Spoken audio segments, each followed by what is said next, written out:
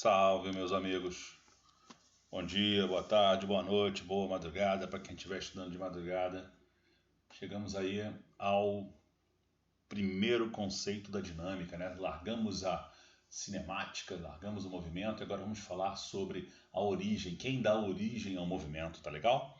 E nada mais justo do que falar sobre esse grande, né, o maior gênio de todos, que é o nosso Isaac Newton, esse inglês, né? Mas para falar um pouquinho sobre esse inglês, vamos ver aqui um conceito de uma ação muito importante que está nos trabalhos desse cara, né? Que é a força. O que é a força, galera? É um agente físico, é uma grandeza física capaz de mudar o estado de repouso ou de movimento uniforme de um corpo. Então, para você mudar o estado de repouso ou de movimento uniforme, se faz necessário aplicar uma força sobre esse corpo. Tá legal? Fora isso, você não consegue aplicar. Uma força, meus amigos, é uma grandeza vetorial que tem orientação. Por isso que eu passei a aula anterior sobre vetores, tá? A unidade no sistema internacional dessa força é o Newton. Você pode encontrar o kgf, o quilograma-força, tá? 1 quilograma-força equivale a 9,8 newtons, tá? E é o sistema inglês, apesar do Newton ser inglês, mas não se usa Newton na Inglaterra, né? O sistema inglês utiliza o DINA, tá? Que é 10 elevado a menos 5. É um número muito pequeno, tá bom? Quase não aparece o DINA, tá? Aparece muito o Newton e algumas vezes o kgf, tá bom? Então essa é a grandeza-força. E quem é o cara que introduziu essa grandeza no mundo da ciência? Esse carinha aí é um cara chamado Isaac Newton. A importância dele para a humanidade, né? Ele aparece ali durante o Iluminismo, ele é um inglês, tá? E durante a Peste Negra, ele acaba se refugiando no interior da Inglaterra. Sua mãe tinha se casado com um protestante, um pastor protestante, e ele, como muito católico, resolveu então se refugiar na casa de familiares e dentro de alguns mosteiros e católicos, ok? E lá ele teve acesso a livros e começou a estudar em colégios que exploraram a grande genialidade dele. Então ele tem acesso à universidade, tá? Esse aí é o nosso amigo Newton, numa visão um pouquinho privilegiada, né, da beleza dele, e ele contribuiu muito no desenvolvimento dos binômios, que dá o nome dele, que é o binômio de Newton, né? Absurdamente contribuiu em fenômenos ópticos, estudos da ótica, principalmente no estudo da dispersão das cores, ok? No estudo também da construção de telescópios diferenciados, até a gente chama de telescópio newtoniano, tá? Só que ele acreditava que a luz era... Só não, né? Dependendo da ótica, ele está até certo. Ele acreditava que a luz era formada por pequenas partículas, por corpúsculos, tá bom? E hoje a gente vê que existe o fóton, né? Tá legal? Então ele não estava de todo errado, não. Ok? Para a base dos estudos dele na mecânica, ele teve que desenvolver o cálculo diferencial e o cálculo integral. É uma ferramenta matemática muito importante, tá? A matemática utiliza esse cálculo diferencial e o cálculo integral para que você tenha noção das funções e mapear todos os passos da função, e é a base, é a ferramenta do estudo dele na mecânica. As leis do movimento, que a gente vai estudar aí hoje, a gravitação universal, e também tem algumas contribuições na mecânica dos fluidos, tá bom? O estudo dos fluidos, e contribuições também na termodinâmica, tá legal? Além de ter sido também funcionário público da Casa da Moeda, ele cunhou moedas que tinham um grau de dificuldade para você falsificar, tá? E você tem as fofocas da ciência, né? Que acredita-se que ele passou grande parte da vida dele estudando alquimia e não ciências, como a gente viu. Se ele passou grande parte da vida dele estudando alquimia, que é aquela ciência meio mística, né? Imagine se ele só estudasse física, né? Ele deu tempo de fazer isso tudo aqui. São poucas coisas que eu coloquei para ele. Isso aqui e isso, galera, as leis do movimento, da gravitação e o cálculo diferencial e integral é praticamente duas faculdades aqui, uma de matemática e outra de física, tá legal? Tá? Então, se ele passou um grande tempo da vida dele estudando alquimia, os segredos da transmutação de materiais, né? Os alquimistas queriam transformar o chumbo em ouro, ok? E outras coisas também, as pedras filosofais, ok? Imagine se ele gastasse mais tempo só com ciência, né? Hoje estaríamos num mundo muito mais avançado, ok? Bem, então essas são as contribuições desse gênio que está sepultado em um local especial na basílica, uma basílica inglesa, eu esqueci o nome, um nome difícil de falar, tá bom? Esse fenômeno da ciência, ele é a base de toda a ciência ciência moderna que a gente faz hoje, tá? As suas leis ainda são verídicas em qualquer momento do nosso dia a dia, tá bom? Estamos falando por volta de 1500, tá? Beleza, vamos lá. Vamos falar então das leis que esse carinha traz pra gente. A primeira lei é uma propriedade da matéria chamada princípio da inércia. Tá? O que diz o princípio da inércia? Que a tendência de um corpo é permanecer em repouso ou em movimento uniforme. Permanecer em repouso ou ter velocidade constante. Tá? A não ser que ele seja forçado a mudar essa situação. Ok? Beleza? Vamos ver o que eu tenho aqui. Olha só. Eu tenho aqui esse carro que está em movimento e o cara que está solto, o corpo do cara está solto lá dentro, sem o cinto de segurança, não é? O que acontece quando ele colide contra aquele obstáculo? A inércia passa a atuar. O corpo dele que está solto no interior do carro tende a continuar em seu movimento. Ele quer permanecer em seu movimento. Então ele é lançado para frente. Tá aí a importância da utilização do cinto de segurança, né? Em qualquer momento, numa colisão, esse cinto ele serve para reter esse lançamento, essa tendência de inércia, tá bom? A gente também já viu isso quando o motorista do ônibus aperta o freio, né? Subitamente, ok? Nosso corpo então é lançado para frente na mesma direção do ônibus. Tá legal? Outro exemplo também é esse aqui. Olha só esse GIF que eu trouxe para vocês. Ó, os carrinhos organizados, então o motorista do caminhão arranca. O que aconteceu? A tendência dos carrinhos ficarem em repouso. Olha a tristeza das pessoas, ó. Tá vendo? Ó, ele arranca, então os carrinhos tendem a ficar em repouso. Ficam parados, ó. Então o motorista de ônibus também já fez isso, né? Quando ele arranca subitamente, né? E você tende a ficar em repouso. Olha lá.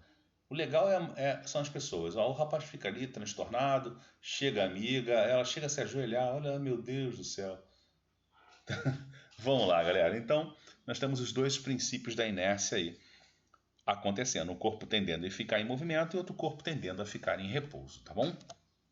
Vamos falar um pouquinho de equilíbrio. O que é o equilíbrio? É quando a soma das forças, esse símbolo aqui é do somatório, tá bom? Quando a soma das forças que atuam num corpo vai dar zero. Então eu tenho aqui a força F1, a força F2 e a força F3. Quando eu somo essas forças todas e se eu encontrar o valor zero, significa então que esse corpo tem duas situações. Ele pode estar com velocidade igual a zero, ele está em repouso, chamamos isso de equilíbrio estático. Ele está em repouso.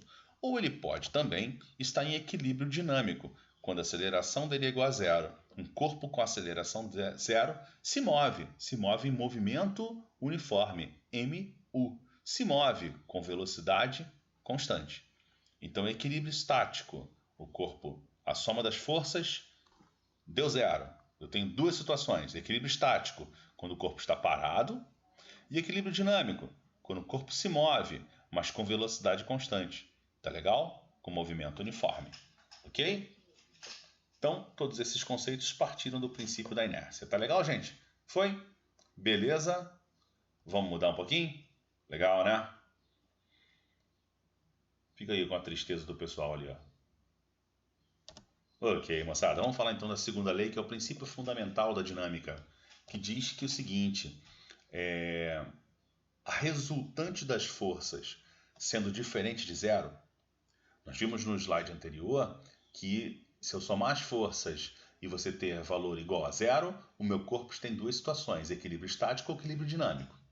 Aqui não. Aqui, se eu somar as forças e essa força der diferente de zero, der um número qualquer diferente de zero, significa então que o meu corpo está se movimentando. Só que não mais com velocidade constante, em movimento acelerado.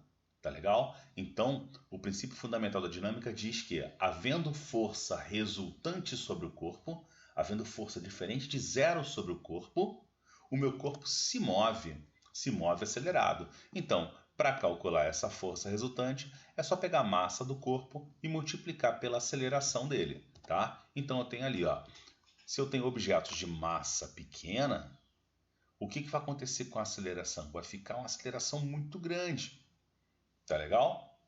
Agora, se eu tenho objetos de massa muito grande, eu tenho uma aceleração muito pequena, tá bom? Então, força resultante é a força que resulta em movimento, tá? É igual ao produto da massa do corpo vezes a aceleração. Massas pequenas, tá? Eu tenho grandes acelerações, ok? E massas grandes eu tenho baixas acelerações, tá legal? Bem, aqui eu tenho um objeto, tá? E eu apliquei 3 forças nesse objeto. Primeiro, uma força de 1 newton empurrando e uma outra força de 2 newtons empurrando também. Então, de cabeça, você já viu que tem 8 newtons empurrando, correto? 2 vetores na mesma direção, no mesmo sentido, é só somar, ok? Bem, só que eu tenho uma terceira força aplicada em sentido contrário.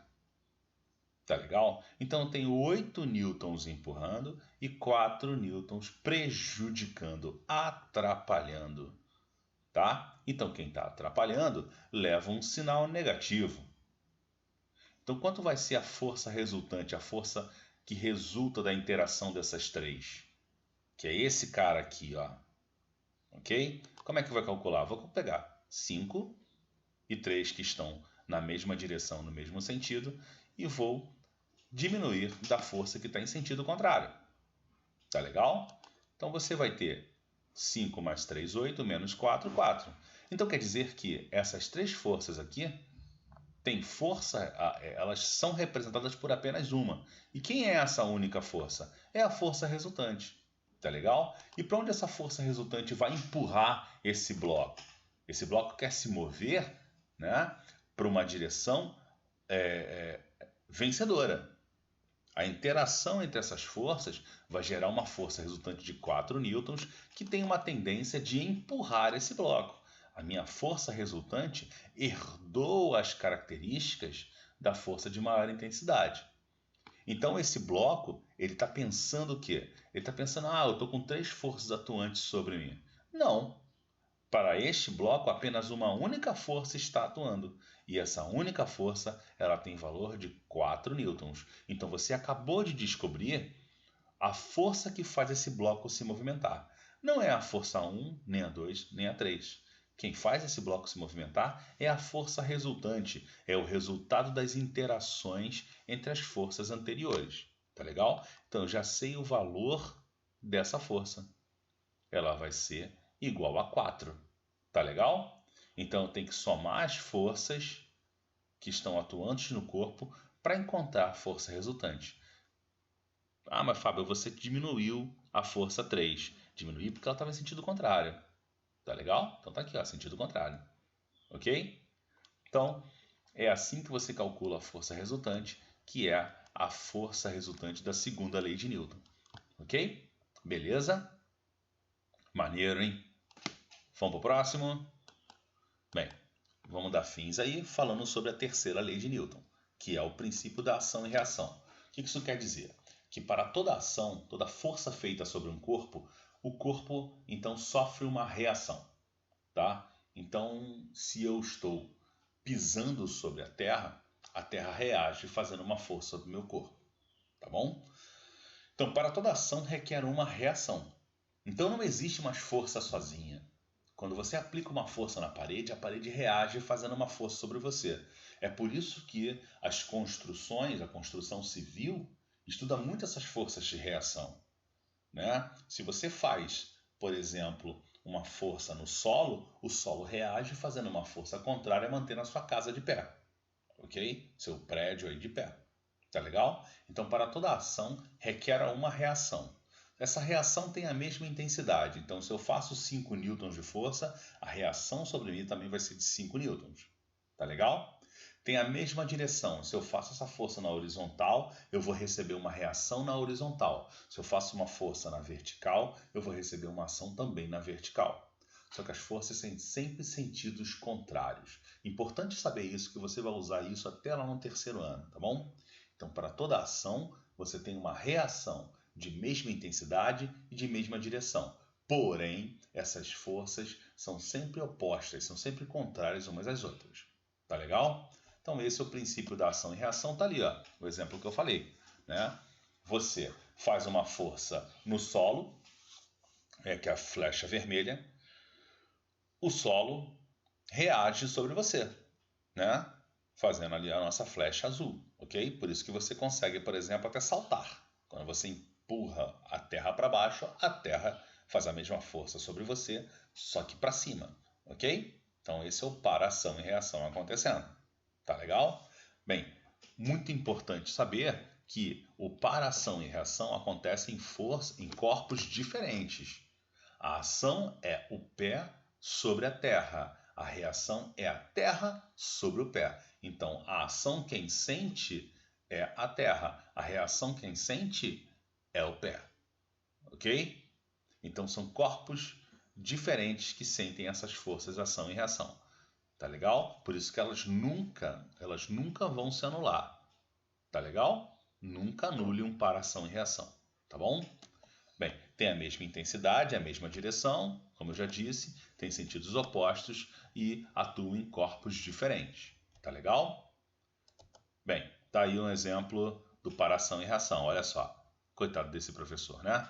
Então, ele tem uma força lá, a bola pequena faz uma ação sobre a bola grande reage fazendo uma reação oposta. Voltamos à segunda lei. Massas grandonas têm acelerações pequenas, tá legal? Se move devagar, por isso que a bola de basquete se moveu mais lentamente. Agora, a massa pequena tem uma aceleração muito grande, por isso que a bola de tênis acabou colidindo contra o professor, né, exibindo ali a aula dele. Todo mundo ali deve ter caído na gargalhada, ok? Tranquilo? Beleza, galera. Então, batemos um papinho sobre as 3 leis de Newton. Depois tem muito mais coisas para a gente falar sobre isso, tá? Peso, força de atrito, tração, ok? Vamos falar sobre muitas coisas aí. Tá legal? Um abraço a todos, boa semana, fiquem com Deus e até a próxima. Valeu?